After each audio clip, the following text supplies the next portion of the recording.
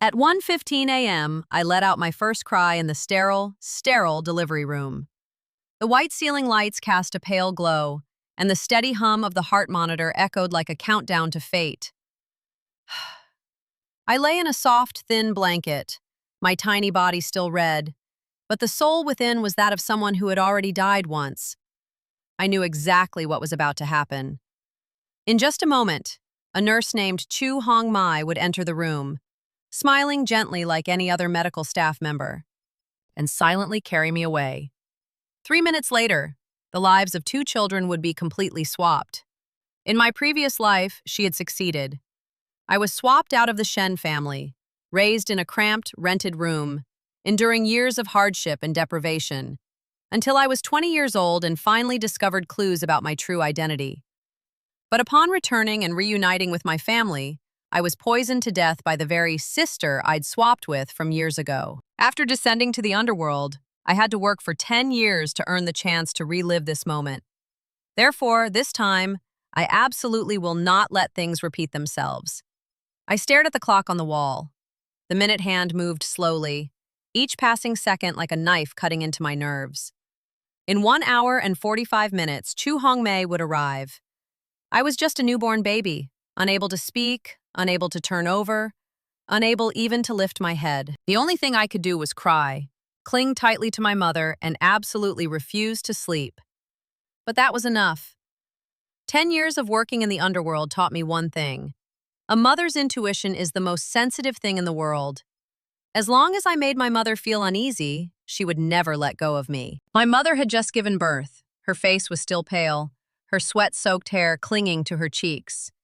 She held me in her arms, her tired eyes slowly closing. My father stood beside her, softly saying, "You go to sleep first, I'll watch the baby." Hearing that, I immediately panicked. In my previous life, it was when my father dozed off on the sofa that Chu Hongmai had the opportunity to act. No, absolutely not. That must not happen again. Just as my mother was about to put me down in the cradle beside the bed, I immediately burst into tears.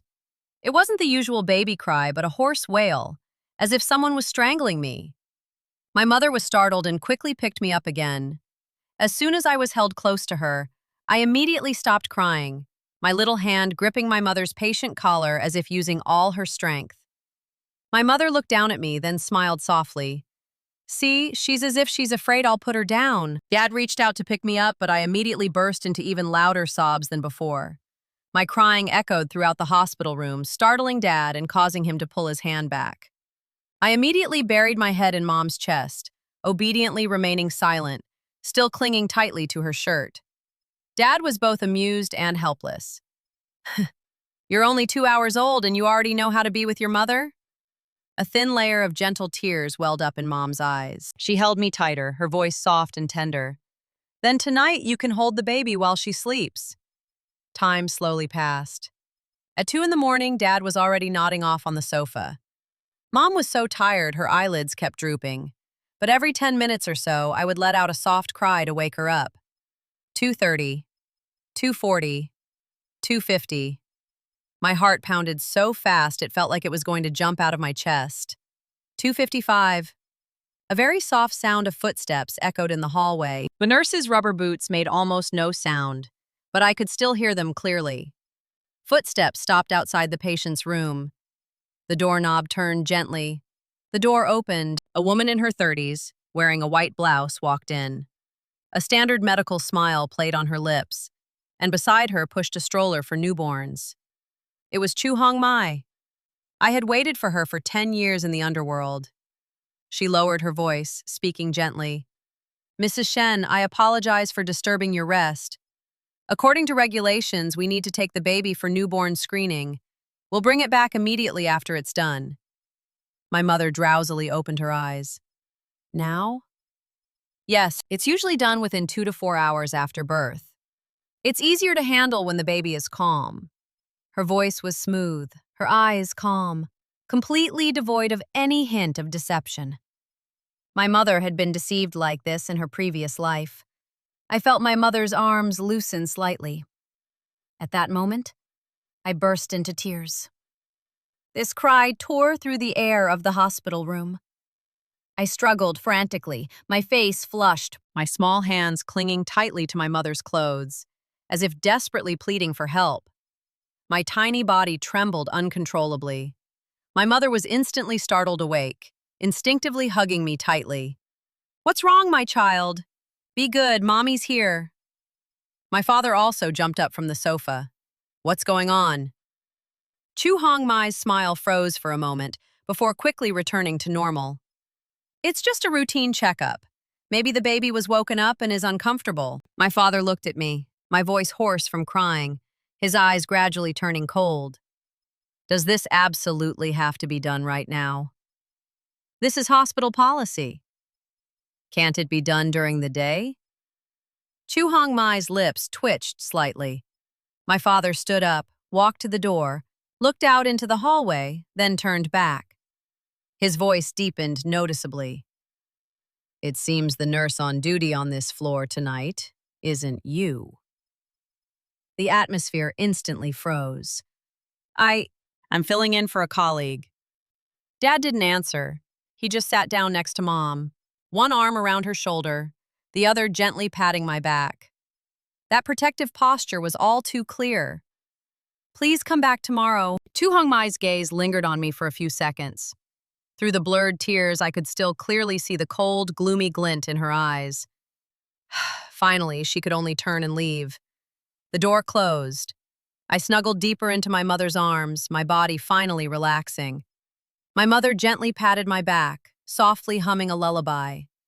My father didn't return to the sofa. He just sat silently by the bed, watching us with a pensive, thoughtful gaze. The next morning, the first rays of sunlight filtered through the cream-colored curtains, falling in thin streaks on the hospital room floor. The daytime air made the place less cold than the night before, but I still didn't dare let my guard down. Almost no sleep all night had left my head heavy, yet I still tried to keep my eyes wide open, lying obediently in my mother's arms like the most normal baby. The first thing my mother did after waking up was to look down at me. When she noticed I was also looking at her with my eyes open, my mother's eyes immediately curved into a smile of joy. "Husband, look. She keeps staring at me." My father walked to the bedside and bent down. He was about to touch my cheek when I immediately frowned, my little lips pouting as if I were about to cry. His hand froze in midair. Okay, I won't touch her anymore." He chuckled helplessly. "I'll just look." My mother couldn't help but laugh out loud. After a tense night, a genuine sense of relief finally appeared on her face. This little girl is truly my little shadow. She won't let anyone else touch her except me. That's right. I want everyone to remember this well. This child only recognizes her mother. No one is allowed to take me away from her. In the morning, the doctor led a group of nurses to check on the ward. They checked my heart rate, temperature, and neonatal reflexes, confirming that all my indicators were normal. The newborn screening was also rescheduled for daytime, with the head nurse directly supervising under my father's watchful eye. Throughout the entire process, my father stood by my side without leaving for a moment. I could sense that his gaze was completely different from last night. If last night was just instinctive suspicion, now it held the scrutiny and vigilance of someone accustomed to working with danger. After finishing his inspection, Dad made an excuse to go buy breakfast and stepped out into the hallway to make a phone call. His voice was low, but I could still hear clearly. "Investigate someone for me. Chu Hong Mai, a nurse in the obstetrics department of this hospital." He paused for a few seconds before continuing. "Also, extract the CCTV footage from the third-floor hallway from 2 to 3 a.m. yesterday and send it to me." I blinked slightly. Dad is certainly not simple. How could someone who built a security company from scratch be truly foolish? Just one anomaly was enough to make him suspicious. At 11 o'clock in the morning, while Mom was holding me and drinking chicken soup, there was a gentle knock on the door of the hospital room. A woman in her 30s, dressed in a patient's gown, stood at the door, her round face bearing a friendly smile. "Miss Shen, right? I'm in the next room. I also gave birth to a baby girl yesterday, so I came to say hello." Lin Shu Lon, the biological mother of the fake heiress, Lin Kan Yuyet.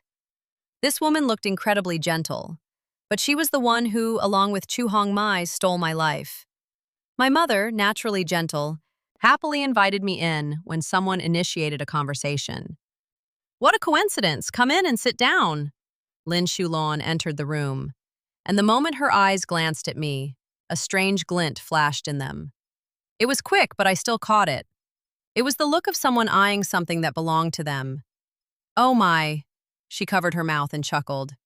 Your daughter is so beautiful, can I hold her? The moment she reached out her hand, my whole body tensed. A piercing cry rang out.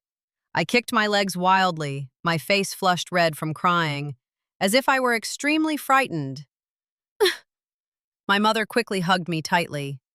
Sorry, she's very shy around people. She cries at anyone else who holds her except me. Lin Shuluan froze for a few seconds before withdrawing her hand and forcing a smile. It's all right, she's just a child.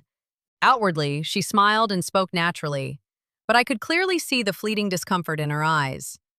Then, she started chatting with my mother, from postpartum care and formula to parenting experiences. Her tone was gentle, sounding no different from that of an enthusiastic mother. But I didn't miss any of her actions. Every time she got close to the crib or looked at me for too long, I would immediately whimper a few times. As soon as she moved away, I would quiet down. This repeated 3 times, and even my mother realized something was wrong. Although outwardly polite, my mother's arms around me tightened considerably compared to before. Lin Shulon sat there for almost half an hour before getting up and leaving. Before leaving, she turned back and smiled, saying, If you're tired, you can call me over to help look after the baby. I'm in the room next door. My mother nodded and smiled in response. But as soon as the door closed, she bent down to look at me, her eyes filled with a hint of vague thought. Darling, her voice was very soft. You don't like her? I rubbed my face against my mother's palm, blinking slowly. My mother chuckled, but this time there was a touch of seriousness in her smile. Okay, I'll listen to you. That afternoon, my father returned to the hospital room with an extremely grim expression. He closed the door, pulled up a chair beside the bed, and lowered his voice. I've investigated. My mother immediately tensed. What happened? Chu Hong Mai has only been at the hospital for 3 months. Her qualifications and work experience are all questionable. My mother's face turned pale. My father continued, his voice growing deeper and deeper. Most importantly, the hallway camera malfunctioned last night precisely at the time she appeared. The atmosphere in the room instantly became heavy. My mother hugged me so tightly I could almost hear her heart pounding. You mean? I don't dare jump to conclusions. My father squeezed my mother's hand. But this is absolutely not simple. He paused for a few seconds, then looked at me. My small eyes were also looking straight at him. Perhaps at that moment, my father truly felt. This child was desperately trying to protect herself. He took a deep breath. I've already called the police. My mother froze. From now on, anyone who wants to touch Vu Din must have our permission. I silently closed my eyes. Things were changing. 20 years earlier than in my previous life. On the day of my discharge, the sky was unusually clear. The early winter sunlight stretched across the hospital steps, reflecting off the tall glass facades in a dazzling light. In my previous life, I had left this place in Chu Hongmei's arms to embark on a completely different life. This time, as I walked out the main gate, held tightly in my mother's embrace, I knew my destiny had finally changed direction. Outside the hospital gate, 2 black vans were waiting. 4 bodyguards in suits stood in a line on either side, their expressions so serious that passers-by couldn't help but glance back. My mother, startled, softly asked, Why are you so tense? My father adjusted her coat, his voice low and deep. Better safe than sorry. He lowered his head to look at me, his gaze softening slightly, but his vigilance remained. I won't let anyone have the chance to touch you again. All the way home, my mother held me tightly in her arms. My father sat in the front passenger seat, his phone ringing almost incessantly. He was constantly arranging for upgrades to the villa's security system, replacing all the cameras, checking every blind spot, and even requesting background checks for all the nannies and housekeepers. All records must be thoroughly investigated. Family relationships within 3 generations must also be checked. The children's room will be equipped with a smart alarm system. Every time someone enters or leaves, a notification will be sent directly to my phone. Hearing those words, I felt a growing sense of reassurance. In my previous life, the Shen family was so wealthy that they never considered the possibility of someone daring to swap newborns. They lacked neither money nor power, but they lacked vigilance. This time, however, my father had entered a state of absolute defense very early on. 20 minutes later, the car pulled into the main gate of the Shen family mansion. The moment I saw the vast villa emerge from behind the ginkgo trees, my heart trembled slightly. In my previous life, I was 20 years old when I first set foot in this place. At that time, I was wearing an old dress, bought on sale for less than 100 yuan, clutching a crumpled DNA test result in my hand. I stood outside the gate for half an hour before the security guard let me in, and I was repeatedly asked, "Who are you looking for? Do you have an appointment?" And now? The butler respectfully opened the car door. The maid had already laid out the red carpet. Grandpa stood right in front of the main door, smiling so broadly that the wrinkles at the corners of his eyes were clearly visible. "My precious granddaughter has finally come home." He reached out to pick me up. Instinctively, I winced, but this time I managed to hold back my tears. After all, in my previous life, after he reunited with me, Grandpa was the first person to truly love and protect me. He had once gotten angry with the entire family because of me. He had even declared in front of everyone that he wanted to give me a share of the family's assets. It's just a pity. It was too late then. Seeing me bury my face in my mother's neck without crying, Grandpa immediately burst into a joyful laugh. "That's good. This girl has personality. Once she finds the right person, no one can pull her away." Behind him, my grandmother slowly emerged. She wore dark red cheongsam, her hair neatly styled in a bun, and a smile befitting a lady of a prestigious family was on her face. But with just a glance, I realized that her gaze towards me was completely different from my grandfather's. My grandfather looked at me with genuine love and joy, and Grandma, only scrutiny. "This child is so pretty," she said softly. "She looks so much like her mother." She reached out to touch my cheek. I immediately burst into tears. Not the violent kind of crying, but a heart-wrenching sob that softened anyone's heart. Grandma's hand froze in midair. My mother quickly comforted me. "It's okay, darling. It's Grandma." Grandpa chuckled, trying to smooth things over. "She's still young. She'll get used to it in a few days." Grandma slowly withdrew her hand, her smile remaining on her face, but a faint, almost imperceptible coldness flickered in the depths of her eyes. I was all too familiar with that expression. In my previous life, after I regained my identity, she always looked at me like that. Polite, courtly, but deep down, there was an undeniable distance. I later learned that she never really liked my mother. In her eyes, my mother, being of ordinary background, was unworthy of the eldest son of the Shen family. The people she truly wanted to support were the second branch, Uncle Shen Jianshan and his wife, my grandmother's niece from her maternal side. In other words, in her heart, the second branch was the real family. My mother and I were just obstacles. The following days were outwardly peaceful in the Shen family. I continued to maintain the image of only acknowledging my mother. Wherever my mother went, I obediently followed. If she was out of sight for more than a few minutes, I would immediately cry until my voice was hoarse. This meant my mother almost never left my side, and also prevented anyone in the house from having any private contact with me, including my grandmother, including the housekeeper, including those who were secretly plotting against me. Meanwhile, my father's investigation was progressing rapidly. He had someone check Chu Hongmai's contact history and discovered a highly suspicious phone number. This number wasn't registered under a real name, yet it contacted her very frequently. Most importantly, Through signal tracking, over 70% of the time that phone appeared near the Shen family's mansion.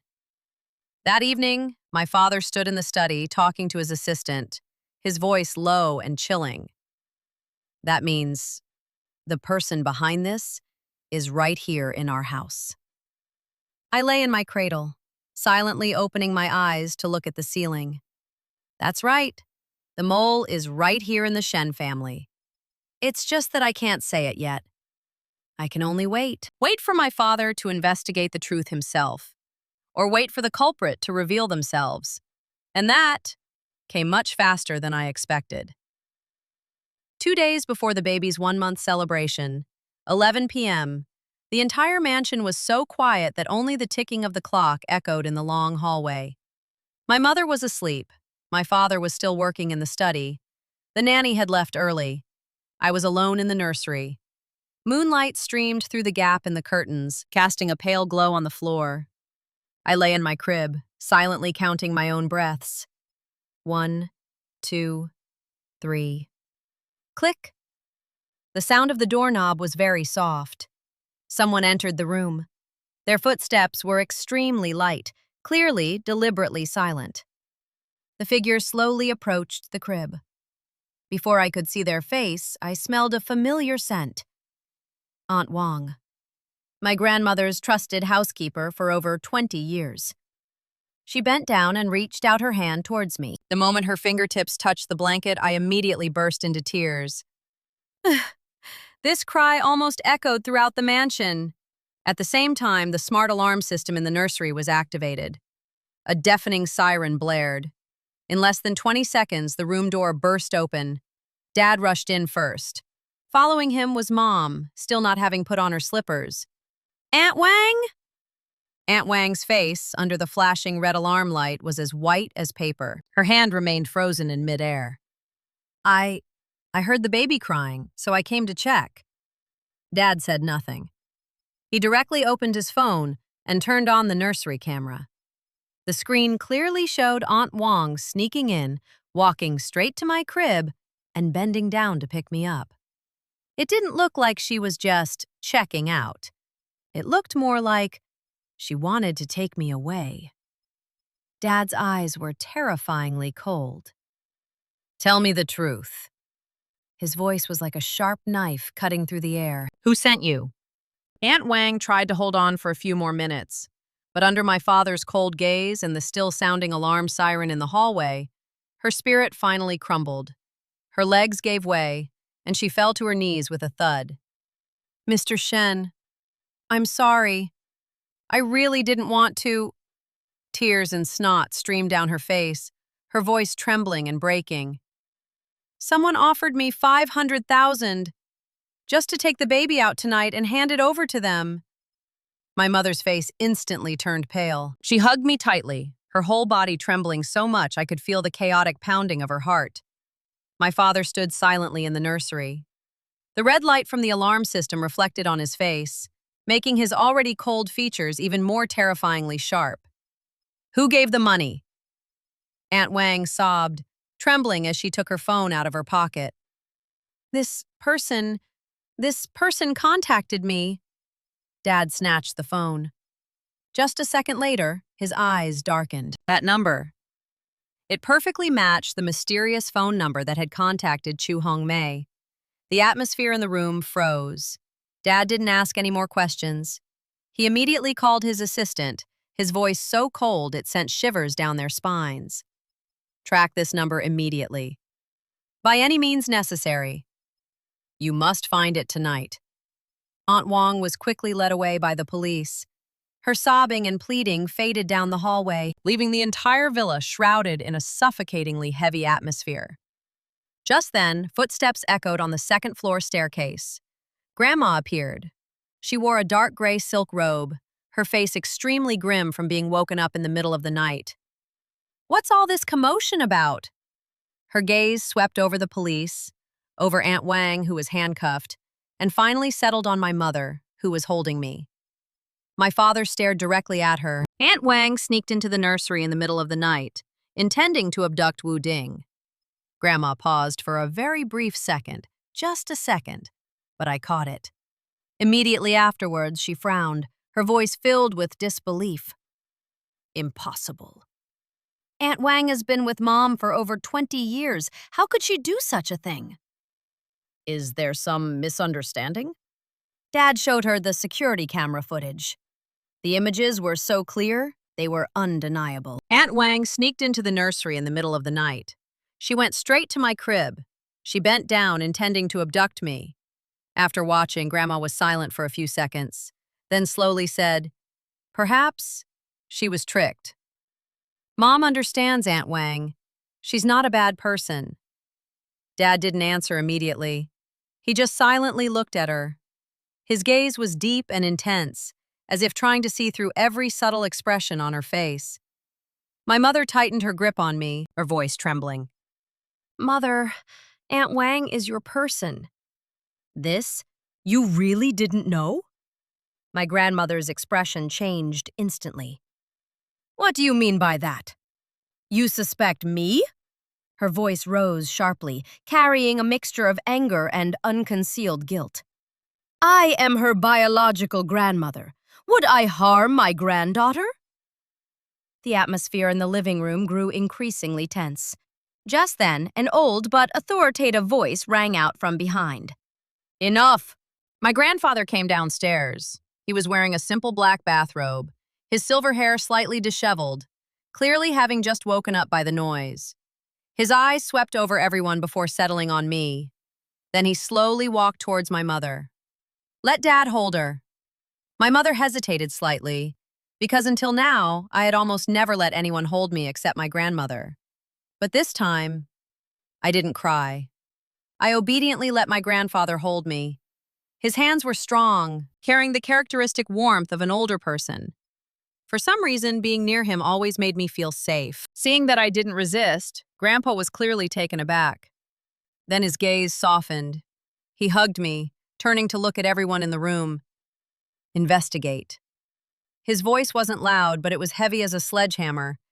"Investigate to the very end. No matter who is implicated." He paused, then looked directly at Grandma. "No one is exempt." Grandma's lips trembled slightly. That was the first time since returning to the Shen family that I'd seen genuine panic on her face. She didn't say another word. She just silently turned and walked upstairs. I lay in Grandpa's arms, watching her back. Her steps were quick. But the moment she turned the corner of the hallway, I still managed to catch a fleeting expression on her face. Panic. A very clear flicker of panic. That night, no one in the Shen family slept. Father was in the study, constantly on the phone. Mother held me on the bed, her eyes red with fear. Grandfather directly ordered my crib moved into the master bedroom. From today onwards, Wu Ding will sleep with his parents. No one objected. 4 a.m. The villa finally fell silent again. I lay in my crib, quietly opening my eyes to look at the ceiling. Just then, very soft footsteps sounded outside the door. The footsteps paused in front of my old nursery for a few seconds. Then, slowly moving towards the master bedroom, stopping right in front of the door. I held my breath. Through the small gap in the crib, I saw a faint figure at the foot of the door. That person stood motionless. 1 minute? 2 minutes? 5 minutes. No knocking. He didn't enter. He just stood there like a shadow. Then he quietly left. The next morning, when I woke up in my mother's arms, I could still faintly smell a familiar scent in the air. Ambergris. In the Shen family, only one person used this fragrance, Grandma. Last night, she stood outside our bedroom door for 5 minutes, doing nothing. But that silence was the most terrifying. Because it meant she really was involved. 3 days later, Dad's assistant finally tracked down the person behind that mysterious phone number. That afternoon, the sky was gloomy and heavy. Gray clouds pressed down on the tall buildings outside the window, casting a cold light over the study. I lay in Mom's arms drinking milk, while Dad stood by his desk, his face grim as he listened to the phone call. "You found it?" I didn't hear anything from the other end of the line, but I saw Dad's fingers clench until they turned white. "What's the address?" He was silent for a few seconds, then his voice became hoarse. "Tui Son Trang." I gently closed my eyes. Sure enough, Tui Son Trang was the residence of my second uncle, Shen Jianshan, my biological younger brother, whom my father had always indulged since childhood, and also the one my grandmother loved the most. After hanging up, my father stood still by the window for a long time. The glass reflected his face, chillingly cold. After a very long time, he slowly turned and called my grandfather. Dad, I've found out. The person behind Chu Hongmei and Aunt Wang is Jian Shan. There was a long silence on the other end of the line, so long that even the sound of breathing could no longer be heard. After a long while, my grandfather's voice slowly came through. I know. For now, don't stir up trouble. The baby's 1-month celebration will still be held as planned. By then, I'll handle it myself. After hanging up the phone, my father sat down in a chair, completely drained of energy. He pulled out a drawer and took out an old, slightly yellowed photograph. In the picture, my grandmother was very young. She held my newborn uncle in her arms, her eyes filled with tender pride. My father stood beside her, thin and silent, like a child placed outside the frame of love. He looked at the photo for a long time. Then he chuckled softly, self-deprecatingly. When I was little, his voice was so low it was almost as if he were talking to himself. I once asked my mother if she liked Qian San more than me. How could mother say that? He looked up at the gray sky outside the window, his eyes strangely weary. But she never held the child the way she held him. The study was so quiet that the ticking of the clock was audible. I looked at my father. In my previous life, he had always been a calm and strong man in everyone's eyes. Only I knew that deep within him, there always existed an unfillable void. The void of a child who had never received her mother's favoritism. My 1-month birthday celebration was held as planned. The old Shen family mansion was brightly lit from early morning. Over 300 banquet tables stretched across the grand hall with guests coming and going incessantly. Half of the capital's upper class was present. I wore a small, custom-made light yellow dress, nestled quietly in my mother's arms. Laughter, conversation, and the clinking of glasses echoed throughout the room. Is this the eldest daughter of the Shen family? She's truly as beautiful as a doll. Her eyes are so pretty. You can tell she'll have a prosperous future just by looking at her. I blinked and smiled obediently at everyone. Some of the older ladies were so excited when they saw me smile that they covered their mouths. Oh my God, she's only a month old and she can already smile? So smart. My mother was so happy that the corners of her mouth almost couldn't close. My father, standing next to her, kept taking pictures, wishing he could capture every little expression of mine. Amidst the most boisterous atmosphere, my grandfather slowly walked onto the stage. He held the microphone and cleared his throat softly. The entire hall immediately fell silent. Today is the 1-month birthday celebration for my granddaughter, Shen Yuting. His voice was old but still full of authority. This little girl has been different from other children since birth. She only recognizes her mother. She cries at anyone else's hands. A good-natured laugh echoed from below. Grandpa looked at me in my mother's arms, his eyes softening. But that's good. At least she knows who truly loves her. At this point, his gaze briefly swept across Uncle Tu's table. Just for a fleeting moment, but I saw it very clearly. Uncle Tu sat in the corner of the hall, his grip on the wine glass so tight it turned white. His smile was stiff, as if glued on. And Grandma, sitting beside him, maintained her perfectly dignified demeanor, but her fingertips trembled slightly. Just then, Grandpa continued, "Today I officially announce the entire Wuding Education Trust Fund will receive 50 million yuan up front. The entire 5% stake in the Shen Group will also be transferred to her name." The entire hall was shaken. A commotion immediately erupted. A baby, barely a month old, already possessed 50 million yuan in trust funds and 5% of the Shen Group's shares? This was almost unprecedented in the capital's wealthy elite circles. My mother turned to look at my grandfather in astonishment. Even my father was stunned. Amidst the murmurs, my second uncle finally couldn't hold back any longer. He stood up abruptly, holding a glass of wine, and walked towards the stage. Father. The smile on his face was forced and distorted. Isn't this too hasty? Wu Ding is only a month old. The Shen family has always prioritized the capable. Giving away shares now. Isn't that a bit too soon? The atmosphere in the hall instantly became tense. My father frowned slightly. My mother instinctively hugged me tighter. But my grandfather remained perfectly calm. He slowly took a sip of tea before looking at my second uncle. Do you think it's too soon? Then, when you were 25, wasn't it also too soon that I gave you money to start your own company? My second uncle's face instantly stiffened. Grandpa continued.